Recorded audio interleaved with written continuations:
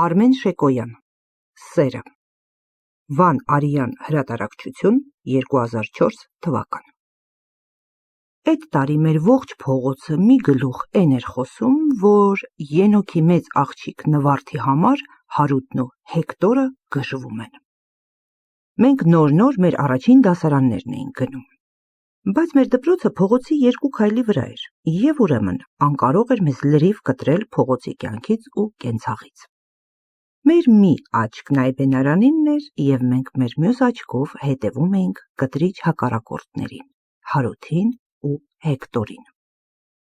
Մենք մի ականջով մեր ուսուցչու Այբենգիմն էինք որսում,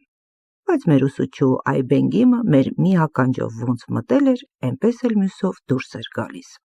որովհետև մեր մանուկ ուղեղները սեր էր թափանցել եւ մեր մանուկ ուղեղներ իրմով զբաղեցրել էր։ Սերը մենք մեր աչքով չտեսանք։ Սեր ասածը մենք մեծերի խոսակցություններից կորզելով իմացանք։ Մագնիսի պես մեր մանուկ ուղեղներով մեծերի խոսակցության անհասկանալի, մշուշոտ եւ ամբար մասը Հարութ, Նվարդ, Հեկտոր անունների արանքներում չասված բառը մենք մեր մանուկ ուղեղներով հորինեցինք, եւ այդ բառը սեր, իսկականի պես ճիշտ էր։ Սեր ասածը ցերեկով չկար, չէր երևում։ Իր համար մի հեռու տեղ երևի խաղաղ քնած էր։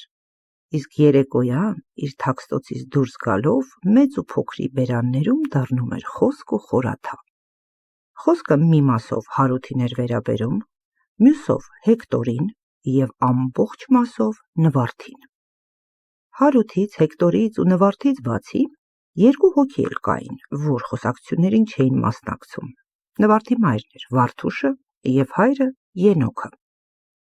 Այս 5-ն իրենց այնպես էին պահում, կարծես ոչինչ չի եղել ու չի էլ լինելու։ Հեկտորը լրակյաց, առավոտներին իր աշխատանքին էր գնում եւ իրիկուններին իր աշխատանքից խելոք տուն էր գալիս, բայց խոսակցություններն ասում էին, որ Հեկտորն ավելի ուժեղ է սիրում, պարզապես ներս է գցում եւ ցույց չի տալիս։ Հարութն արդեն էլեկտրիկ էր, փողոցին կպած բոժոժի գործարանի էլեկտրիկն էր։ Գործարանի իր գործը կես ժամում անում վերջացնում եւ մնացած ժամերին փողոցի նոքարն էր։ Թութ էր թափ տալիս, ցախ էր ջարդում, նոր աշխարհ եկած հեռուստացույցներն էր սարքում, որ երեկոյան թամաշա լինի եւ իրենց մասին քիչ փսփսան։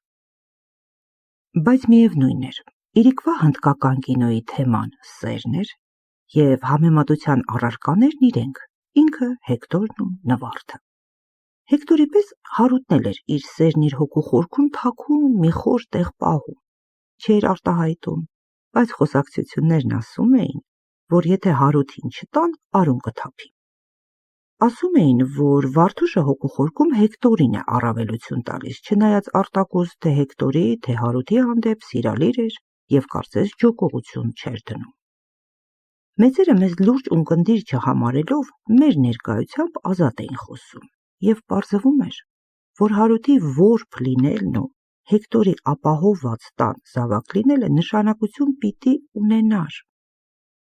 Այս մեկը ճիշտ է մենք ոչ մի կերպ չէինք հասկանում, բայց խոսակցությունները ուշադիր լսում էինք, բառ բաց չէինք թողնում։ Նվարդի հայրը Ենոքը լուր էր եւ նրա կարծիքը փաստորեն ոչ ոք չէր իմանում։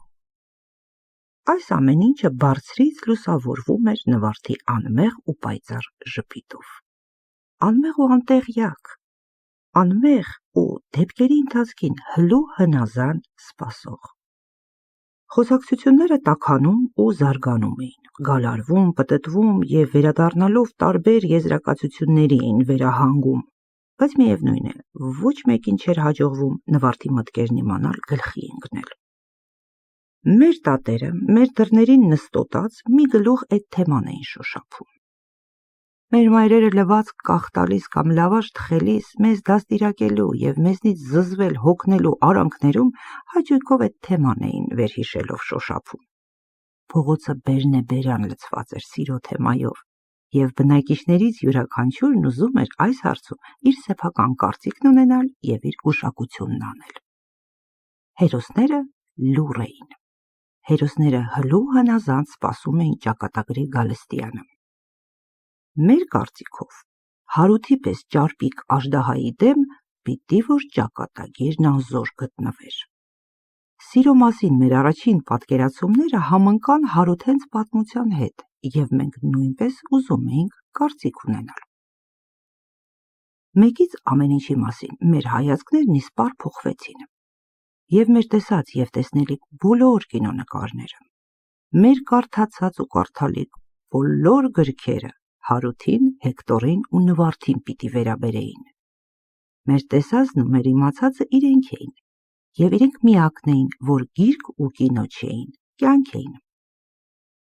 Ճակատագիրը գրքերում ու կինոներում հարմար ծակ գտնելով, Հարութենց պատմությանը պիտի որ ռիսկ չաներ մոտ գալ։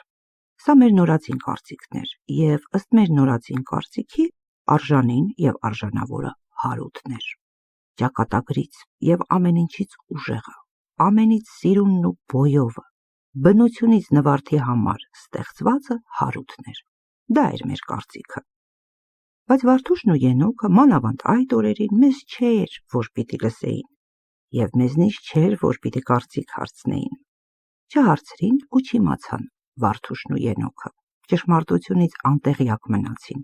և ճակատագիրը քիթը խոթեց փողոց։ Եթե մեզ հարցնեին, մենք դեռ մեր էն տարիքում մեծ ավարի կասեինք. կռիվ էր, եղավ անցավ, տղամարդ էին, դեմ առ դեմ ելան։ Եթե մեզ հակադրելով ասեին, բա Հեկտորի ձեռի որսորդական հրացանը, բա Հարութի ձեռի դանակը, մենք դարձյալ մեծ ավարի կասեինք, հրացանը հա, ձեռին էր, բայց հո չէր կրակելու, կամ դանակը, որ Հարութի ձեռին էր, հո չէր գործածվելու։ Դուք ձեր Հարութին ու ձեր Հեկտորին չգիտեք ինչ է։ Եթե այն ժամանակ մեզնից կարծիք հարցնող լիներ, մենք վայ թե մեծավարի փիլիսոփա էինք, և մեծավարի փիլիսոփայելով ասեինք բացատրեինք, որ իրենք, Հեկտորն ու Հարութը, իրար դեմ չէին կռվի ելել, իրենք իրենց ճակատագրի դեմ էին, վայ թե կռվի դուրս եկել։ Եթե մեզնից բան հարցնող լիներ, մենք երևի մեր մտքերինն ու մեր սրտերինը կարողանայինք բացատրել, հասկացնել, բայց մեզ հաշվի առնող և մեզնից բան հարցնող չկար, ու մենք լուռ ու համրացած հետևում էինք դեպքերի ընթացքին։ Այդ դեպքերից հետո, եթե Վարդուշն ու Ենոքը մեզնից կարծիք հարցնելու լինեին, կասեինք. ձեր աղջկան երկուսից մեկին շուտ ապույտ տվեք, արդեն կարևոր չէ որ մեկին, բայց ձեր ընտրությունն այս երկուսի մեջ արեք։ Բայց Վարդուշն ու Ենոքը մեր լինել գոյության ունենալը չգիտեին, գլխի չէին ընկել և հապճեպ մի քանի օրվա մեջ Նվարդին առան ու տվին քաչալ թոխմախեցուն։ Ընդհանուր աղմուկից և տղերքի կռվից օգտվելով, քաչալ թոխմախեցին շուտ տափույտ և աննկատ տված նվերն առավ տարավ և իսկի աչքով էլ չճպճպացրեց։